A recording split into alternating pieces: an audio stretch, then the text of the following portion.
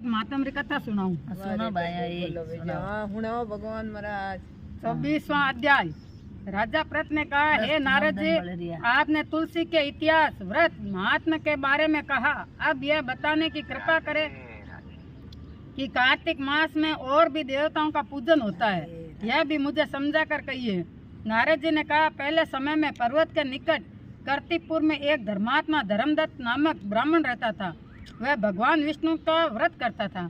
एक दिन कार्तिक मास में वह एक पहर रात शेष रहने पर जागरण के लिए भगवान विष्णु के मंदिर में हर प्रकार की सामग्री लेकर जा रहा था कि मार्ग में उसने एक बड़ी भयंकर राक्षसी को देखा, जिसके बड़े बड़े दांत, लपकती हुई जीभ और लाल लाल नेत्र थे।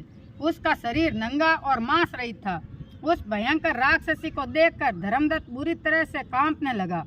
कुछ उपाय न देखकर उसने पूजा वाली थाली और जल का लोटा उसके ऊपर फेंक दिया, क्योंकि उसके भगवत नाम का जप करते हुए वह सामग्री और जल का लोटा जिसमें तुलसी दल पड़ा था उसके मारा था, जिससे उसे जन्म जन्मांतर के पाप नष्ट हो गए और पूर्व जन्म याद आ गया। वह हाथ जोड़कर धर्मदत्त के चरणों में गिर पड़ी और बोली, हे प्रिय, मैं पूर्व जन्म के कर्मों के फल से इस अवस्था को प्राप्त हुई हूँ। नारद जी ने कहा, हे राजन, उसे इस प्रकार प्रणाम करते देख अति विस्मित होकर धर्मदत्त ने पूछा, तेरी ये अवस्था किस कर्म के फल से हुई है? तू पूर्व जन्म में कहाँ रहती थी और तेरा क्या चरित्र था? यह सब कुछ मुझे बता। उस राक्षसी ने, जिसका नाम कला था, कहा कि हे ब्राह्मण, सौराष्ट्र में भिक्षुक नाम का एक ब्राह्मण रहता था। मैं उसकी पत्नी थी। मेरा स्वभाव बड़ा ही निष्ठुर था। मैंने अपने पति का कभी भला नहीं चाहा, न उसे कभी अच्छा भोजन और न मिठाई खाने को दी।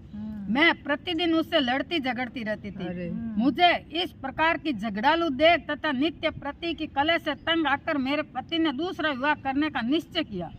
यह सुनकर मेरा पति दूसरा विवाह कर रहा है, मैंने उसके ब्याह से पहले ही विष खा अपनी आत्महत्या कर ली। मेरी मृत्यु के बाद यमदूत आए और मुझे गदा से मारते हुए यम के पास ले गए।